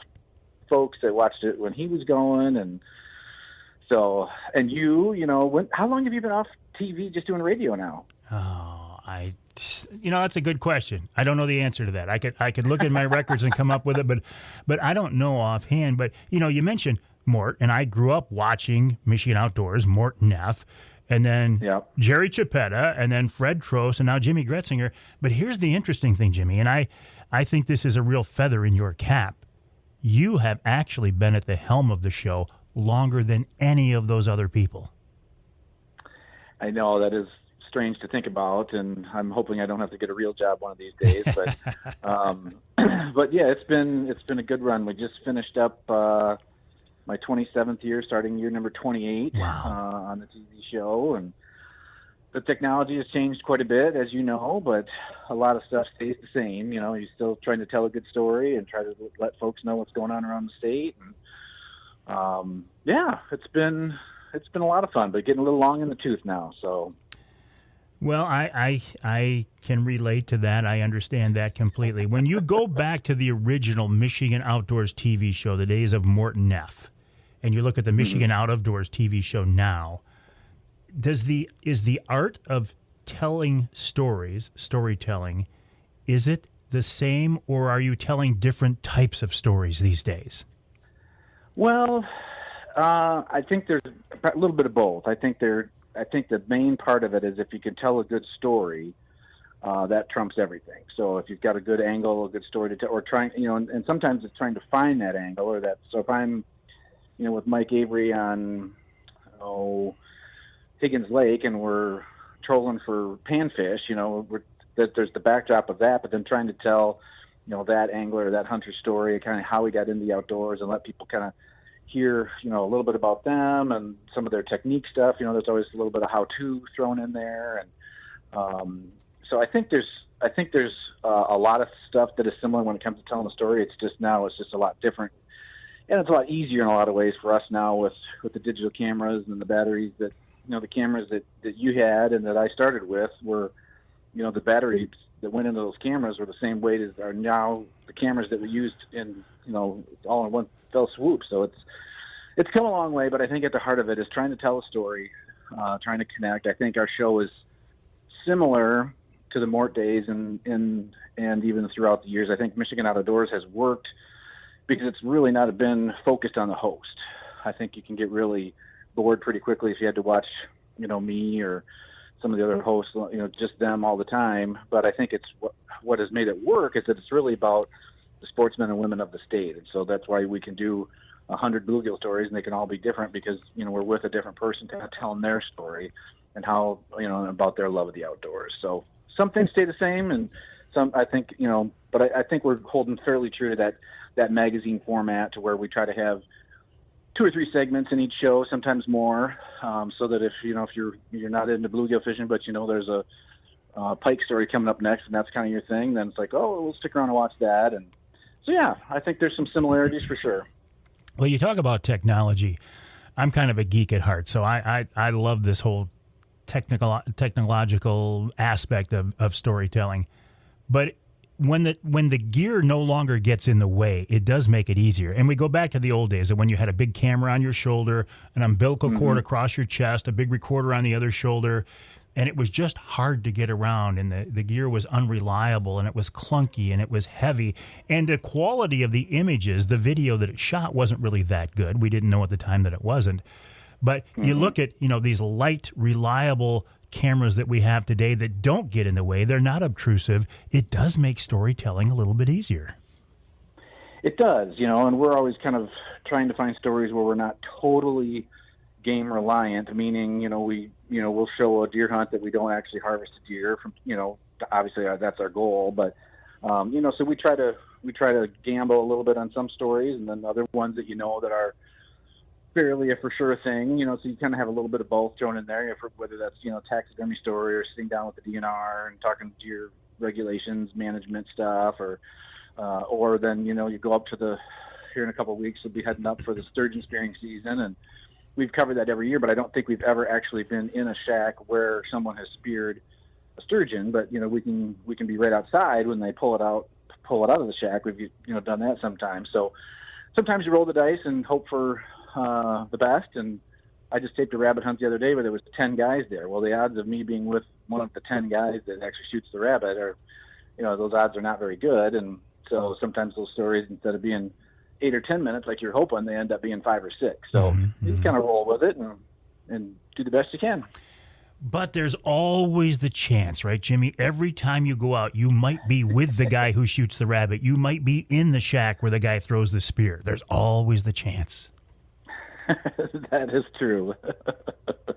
But it is a ton of fun, as you know, and but getting out there, and of course, right now, travel in Michigan is about as dicey as I can remember for such a long stretch of time. So, but we're coming through the holidays and getting our feet back in the woods. We got rabbits and squirrels and ice fishing all over the place, and so it gets to be a busy time of the year. Well, there is no time of year in Michigan that isn't busy, though, right? True. Yep. It would definitely. I would say, this time of the year, once we come through the holidays, we slow down a little bit over the Christmas break, just because PBS typically wants those shows done ahead of time, and so we deliver those before the holidays. And really, actually, once you get into mid-November here in Michigan, that's pretty much deer-centric until about now. And I guess it's been icy for a little while. We've had some ice fishing stories on already, and a couple of rabbit hunts that we've taped. But I would say once spring and fall are probably our two busiest times of the year, where there's the most stuff that's out there for you to take part in. So, the calendar really dictates what we do. Exactly. And people ask me this, how do you decide what stories to talk about, or, how do you continue to come up with different topics? Like you, though, Jimmy, when you're based in a state like Michigan, I mean, you're a Michigan guy, I'm a Michigan guy. Aren't we blessed to live in this state? Oh, we sure are. It's pretty amazing. And I've been fortunate enough to travel to some different states and do some hunting, and a lot of that is great, but they just don't have the variety that we do. And I think obviously we have a ton of state land in Michigan, but I think even growing up here, we take for granted just what the Great Lakes have to offer, and all the rivers and creeks that are running in and out of that, and what that offers. And very blessed here in Michigan to have some pretty great spots. We're talking with Jimmy Gretzinger, one of the premier faces of the outdoors here in Michigan. He is the guy behind the Michigan Outdoors TV show. The website, by the way, is MichiganOutdoorsTV.com, MichiganOutdoorsTV.com. Also, follow these folks on social media. They have a very strong, very viable presence on social media as well. We'll take a break here in the Outdoor Magazine show. When we come back, we'll wrap up our conversation with Jimmy. I have, as you can imagine, a lot more questions for him. And then, of course, we will wrap up this week's show with another guy who is an icon in the outdoors here in Michigan, wild game chef Dixie Dave Minar. That's coming up this hour right here on Outdoor Magazine. Not Michigan Outdoors, Outdoor Magazine.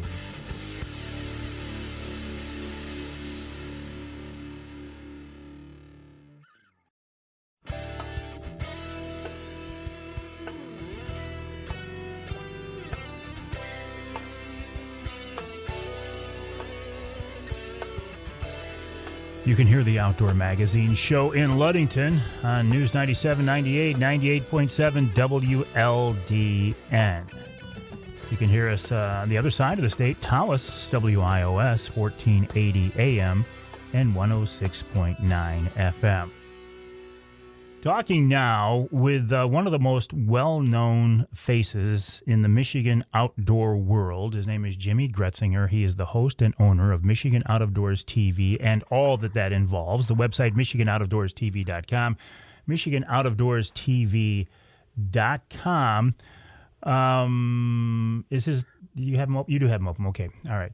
So, Jimmy, these days you have quite a team. Tell me about the others who are involved in the show. You've got some top-tier people you're working with. We do. We're pretty fortunate. So Jenny Silik, she was Jenny Olson for quite a while, got married a few years back.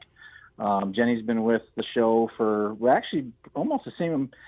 We kind of started about the same time. I was there for about 6 months before Jenny got hired. And then she left for about 4 years and worked with Ted Nugent and a few other outdoor shows, and then came back to the show after that. And so we were fortunate enough to get her back, and she brings a great perspective for, women in the outdoors. And she grew up with a bunch of brothers, so she can put up with all the shenanigans at deer camp and all the other stuff. And so she's been great. And then Jordan Brown has been with us now for, we call him the new guy, but I think it's been 15 years or so, and he just does a phenomenal job. He really has kind of pushed us to be a little bit better as far as social media side of the coin, and just his production value that he does with the drone work and stuff is just top notch. And then we do have Gabe Van Warmer, who's a freelance guy who was with the show for quite a while. He still does some stuff for us from time to time. So that's kind of the main team, and we all live in different parts of the state, and all have our own gear and editing equipment, and then everybody kind of goes their separate ways, and then we communicate each week to figure out how long each story needs to be, and so we got to fill 26 minutes and 46 seconds every week, and then turn around and do it again. So yeah, really good group of folks. And again and again and again and again every week. And Jimmy, it was that grind that I think eventually convinced me that I had to get out of outdoor television. People do not realize the work that goes into creating that weekly show. That is true. And I don't know when I don't know if they always did 52 back in the Mort days, but most television shows do 13 episodes. Very few do 26 episodes. And I'm not really aware of really any that do 52 episodes a year that are all pretty much, there's new stuff in every single week. Not every single show is all brand new, but of the 52, I'd say we're probably in the mid 40s that are new. And that there's good and bad about that, so we have to turn stuff around pretty quick, and but we can't go on some of the shows that people watch where they're on a deer hunt and waiting for the big one to come in. They might be there for a week, where we have about a day and a half before we have to get back either to something else or get back and start editing to finish off that week's show. So it does keep you hopping for sure. How did you get into this, and how did you get I'm going to say control? How did the show end up under your direction? Well, as you know, it started with the Morton F days, and that was Michigan Outdoors, Jerry DePretta, Fred Trost, and then Fred, it was still Michigan Outdoors, and he had some legal difficulties in the early 90s, and the show name went up for sale. And so at that point in time, the Michigan United Conservation Clubs, MUCC, purchased that name and restarted the television show. It was called Michigan Outdoors, and they renamed it to Michigan Out of Doors because they had and still have a magazine called that. And that's when Fred turned from Michigan Outdoors to the Practical Sportsman. So there were two different shows that were going on at the time, and as far as that goes. And MUCC restarted it in 1993 with Bob Garner as the host, and he worked for about 5 years till 1998, and then wanted to kind of retire and be done with the with the grind of doing a weekly show, and that's when I got hired in as the low man on the totem pole. And they were doing a duck hunting story with the head of Ducks Unlimited at the time, who happened to be my elementary school gym teacher. And they were sitting in the duck blind and talking about the show, and James Ford, who was kind of running it at that time, was sitting there and talking with Bruce Horrell is his name. And Bruce said, well, I know this kid who grew up hunting and fishing and graduated from Michigan State with a degree in broadcasting. And I said, well, have him get a hold of us. So he hunted with my dad at that time, so he reached out to my dad and told him, hey, Michigan Outdoors is looking for somebody. And so I called MUCC at the time, and that started a conversation. So I got hired in the fall of 1998. And about 2 years after that, James Ford stepped down from that position. And so they looked at me and I looked at them as far as MUCC, and they said, well, should we hire somebody new, or do you think you can do the job? And I said, well, why don't we try it for a while? Because I was only, 27, 28 or something like that, somewhere in that range. And so we tried it for 6 months, and the ratings stayed pretty similar, and which is, again, a testament to the show not being necessarily about the host. They're not the ones, the star of the show. It's really everybody else. And so, that's kind of how I got into it. And then in would have been 2009, when the economy was struggling, those years, MUCC came to me and they said, we're thinking about selling the television show. And I said, well, I don't think you should, but if you are going to, I'd love to see if we could make this work. And so we started some negotiations, and at the beginning of 2009 is when I took over the show, and still have, I think, a good relationship with MUCC. And so kind of worked out of their offices for a little while, and then transitioned out of there. And so that's kind of where we're at today. Isn't it interesting how things work out, and when you look back on the years, kind of the weaving back and forth, and how things work out the way they're supposed to? Yes, I do feel pretty blessed to have this job, and it's given me a platform to do a lot of stuff, and so it's been great. I really feel that it's been a lot. Some people tell me that I have the best job in the world, and I don't know if that's the case, but it's pretty great. And I think the best part of it, as you know, is getting to meet different people around the state. And I just look back at some of the memories, and I thought I knew what a good bird dog was until I actually saw a good bird dog, and I thought I knew what deer hunting was until I really saw somebody who really knew how to hunt deer, and on down the line, you learn a lot. And our job, I think, is just try to tell the person story that we're with, and point the camera and ask some questions and go from there. What are the most popular topics? What do people like to see most on the show? Well, I think in Michigan, deer kind of trump everything, but that's not my personal favorite, is to show deer hunting, although it's always a big deal. We have an interview. It's going to be actually the entire show this week is me sitting down with the new deer specialist and talking deer and deer regulations and all the different stuff that go along with deer hunting. And that'll be a popular show because people are pretty deer crazy here in Michigan. But I think, oddly enough, I would think some of our perch fishing stories have been really popular because I think people, love to see that, and they know that they could maybe go take part in that. You don't need a lot of fancy gear. You don't need a big boat. You can, so the perch fishing stuff, I think, has been, oddly enough, pretty popular. But that's, deer, we get into spring. I think the turkey hunting around the state, that's one of my personal favorites. And I think people really enjoy that. It's, there's just such a variety that I don't know if I could pick out what there's some of the favorite ones for me that we've taped over the years. The elk season here in Michigan is a really special time of the year, and that's a really fun hunt to take part in, even though you'll probably never get a tag yourself. You're just hoping. Yeah. And just on a side note, I was supposed to win this year's Pure Michigan hunt, and I didn't, and I'm kind of mad about that. But that's a different story. Yeah. So I mean, it's hard to say what some of the viewers' favorites are, but as we roll into the spring, I know people love to start venturing back out, and there's so many good fishing opportunities, and then with the turkey season, and I think that has become, more and more popular over the years here in Michigan. So last question for you before I let you go. Your thoughts on jumping into or staying out of controversy, because the Lord knows here in Michigan, you talk about deer hunting, everybody's an expert and everybody thinks the DNR is doing things wrong. Yes.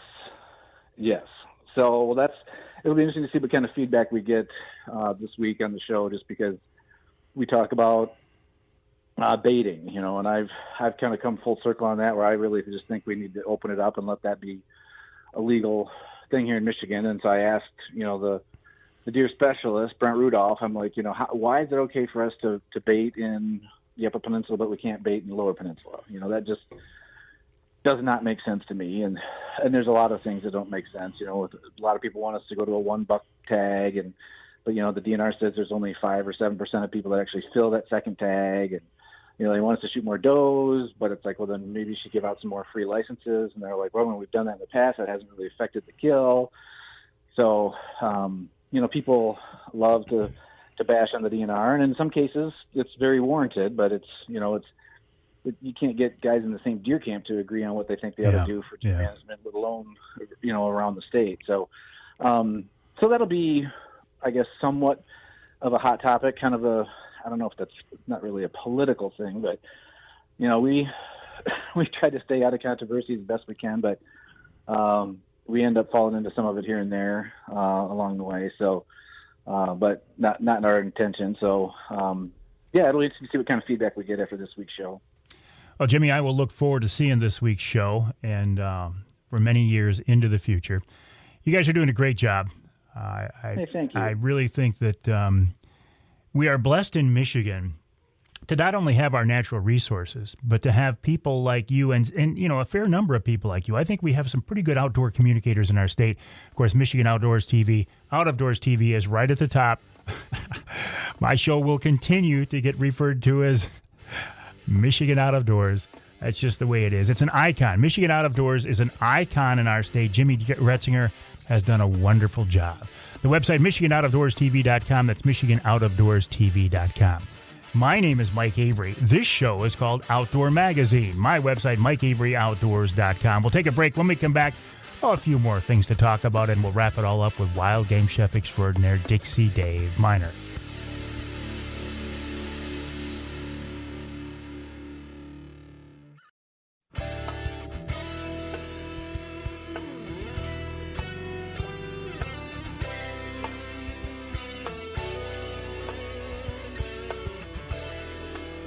You can hear the Outdoor Magazine show in Sandusky on WMIC, 660 AM, 95.3 FM. And you can also hear us in Saginaw on WSGW, AM and FM, 790 AM, 100.5 FM. I'm in the studios of WSGW right now, here with Jonathan Dent. John doing a wonderful job as always. John, I do appreciate that. And John's just waiting for me to get out of here, because as soon as I'm out of here, he's going back to work.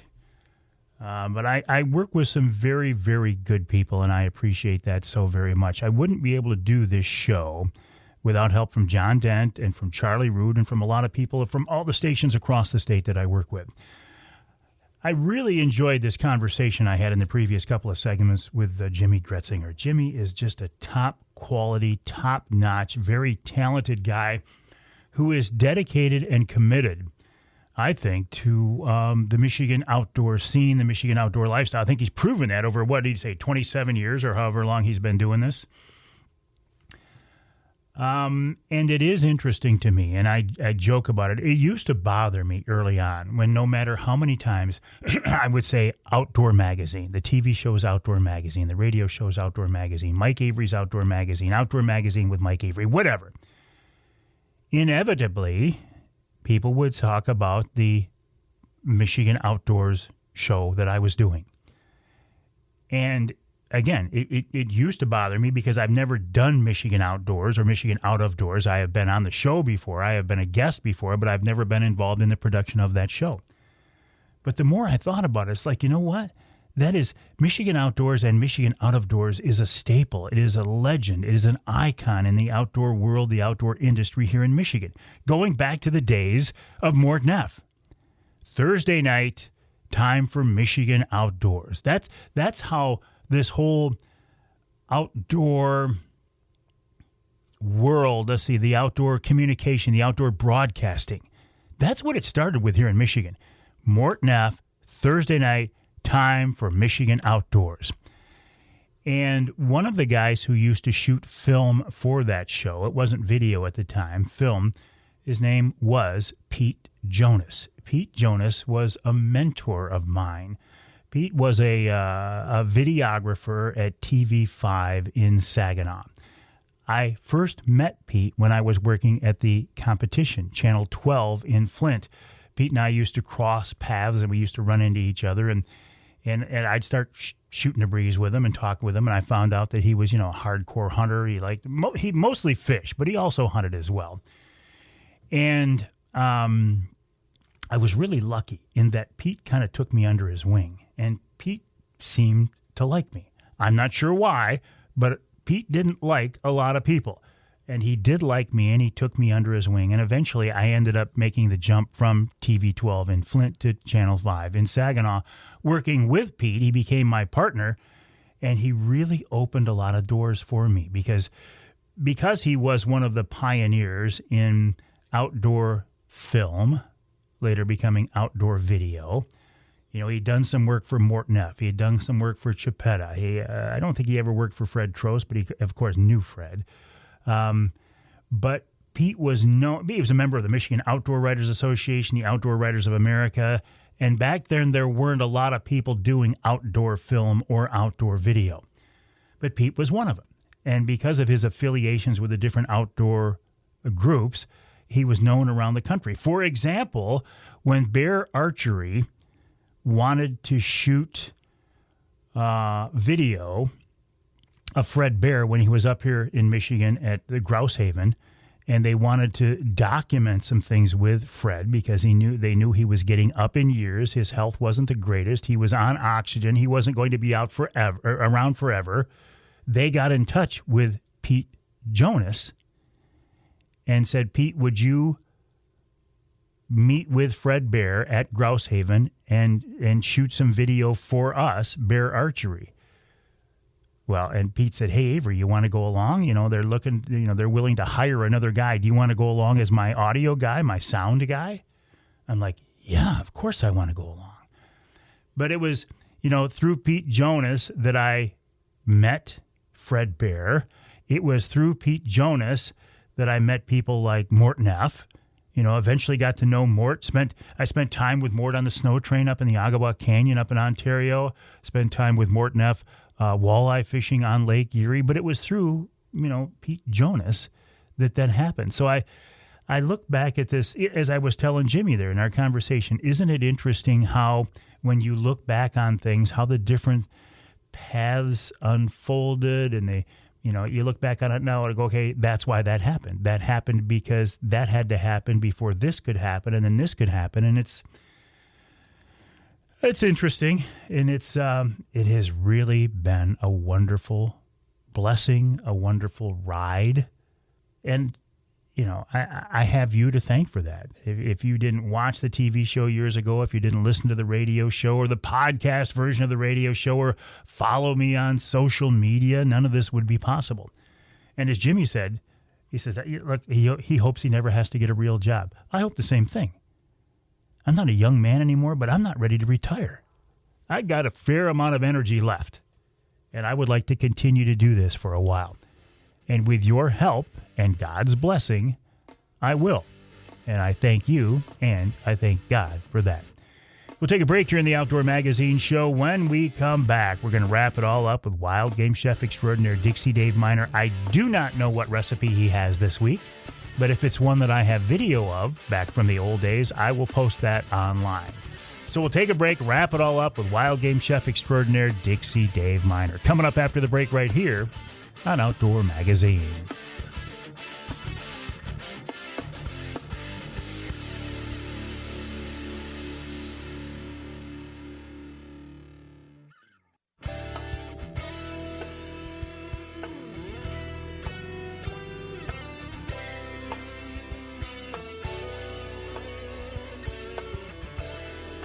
I am so lucky I get to talk with really cool people.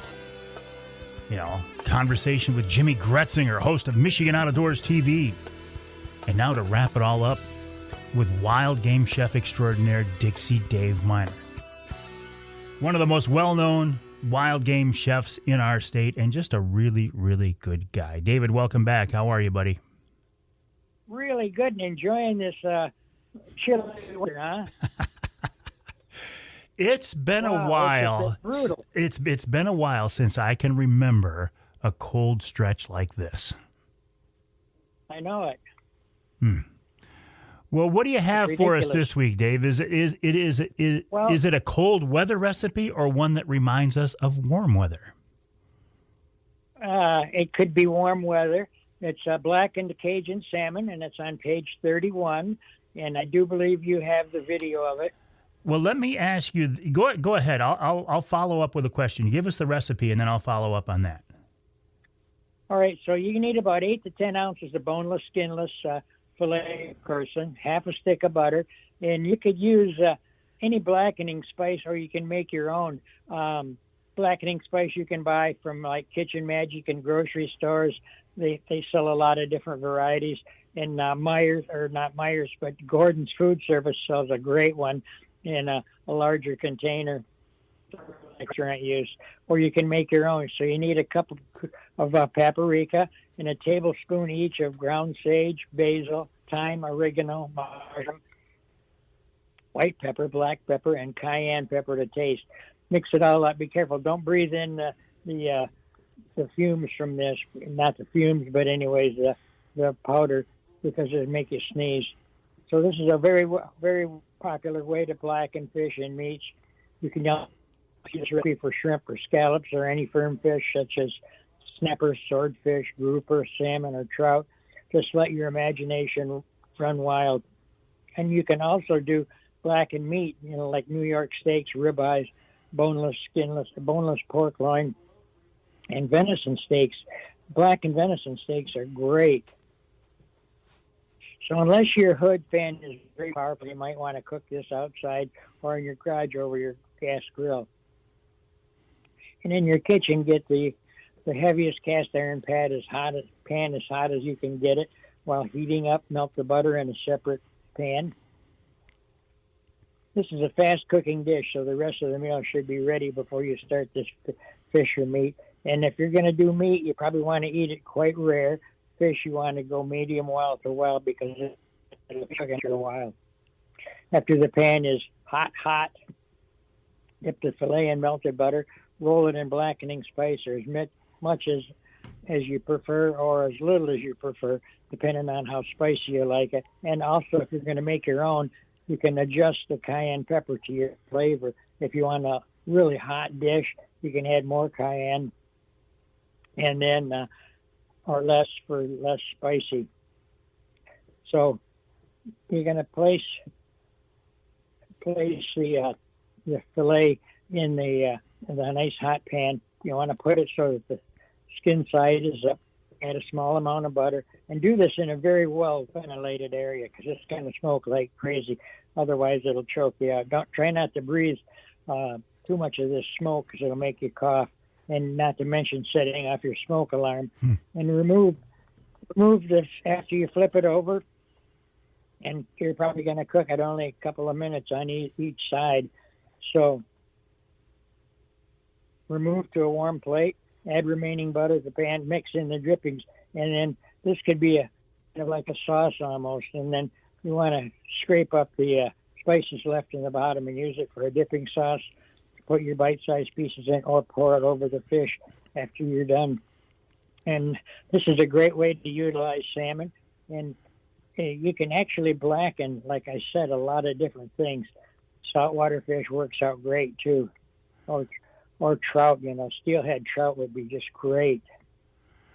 I have on my list of video one that I've called a grilled blackened salmon. Is that the same thing? I do believe it is. Okay. So, yeah, I do have that. So I will be putting that up on my social media. I put it on Instagram. I put it on Facebook as well. And people seem to love these days, Dave. They love the fact that they can watch you cook.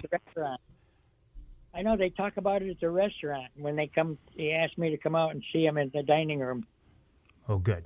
Well, and we have quite a few of these, so we'll continue to do this. And the restaurant you're talking about, you no longer are cooking in Birch Run, but tell us about this restaurant you're at these days, Dave. Well, we're at the King's Dish. It's on the corner of 61 and 23 in beautiful downtown Standish. And I work Thursday, Friday, Saturday, and they let me do my specials, which is they got a chalkboard there, and they write up Dixie Dave specials for the day, whether it's some kind of walleye dish or a venison dish or maybe even a chicken dish once in a while we throw in there. Maybe a blackened salmon. We'll try it one of these days. Well, it seems like the best of both worlds because it allows you to stay in the kitchen. You don't have the hassle of running your own restaurant. Wild Game Chef Extraordinaire Dixie Dave Minar. Dave, if you're still with me, just a note because I will forget. Your signal keeps kind of dropping out on us. So next week when we talk, maybe find a different spot to stand. Wild Game Chef Extraordinaire Dixie Dave Minar, a big part of the Outdoor Magazine show. But you know what? You as a listener are the most important part. If you weren't listening, there'd be no reason for me to do this. My name is Mike Avery. The show is called Outdoor Magazine Radio. My website, MikeAveryOutdoors.com, and my email address is mike@MikeAveryOutdoors.com. I'd love to hear from you.